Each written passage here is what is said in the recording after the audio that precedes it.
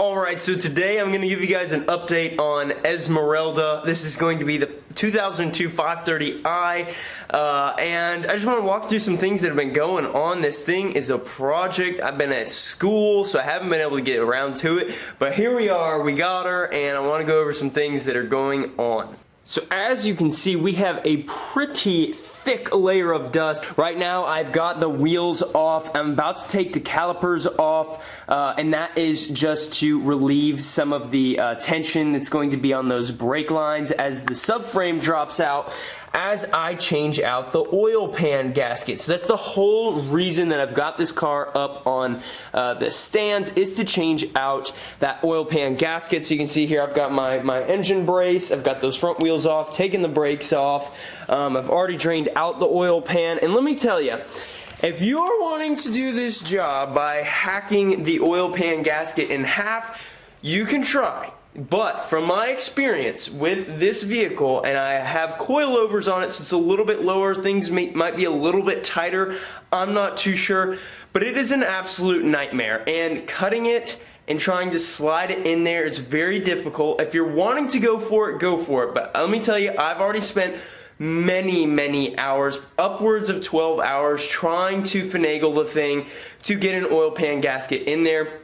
And it is thoroughly difficult. So now I'm gonna go the way that most people do it, and that is to drop the subframe. It takes a lot of time, but I think I'll be a lot more confident in the job when I'm done with it than trying to cut it in half and worry about potential premature leakage from that gasket. Just my 2 cents, but that is what's going on. So really the oil pan is the big update for now, but the vehicle each and every day is getting a little bit closer to being back on the road. Hopefully I'll have this oil pan done within the next couple of days, and then we'll be back cruising the streets. Now, before I let you guys go, I do want to show you one really cool thing about this vehicle, and this is with all 5 Series, is you see this big old square, this cutout. What in the world is that?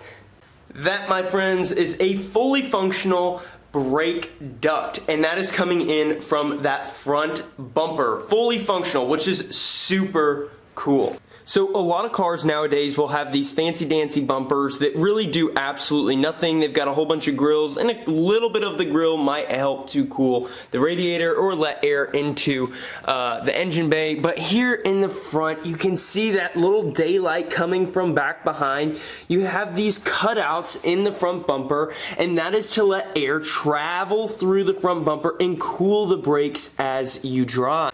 Now, I know a lot of cars have this feature, but to me, I think it is really neat to have this on a sporty German sedan. Obviously, this isn't going to be something that you find on a Honda Accord of the generation, but it just shows that the Germans were thinking of performance when building this ultimate driving machine. So, I hope you guys enjoyed the video. I'm going to get back to it because I know I have a lot of work ahead of me. So, I'll catch you guys in the next one.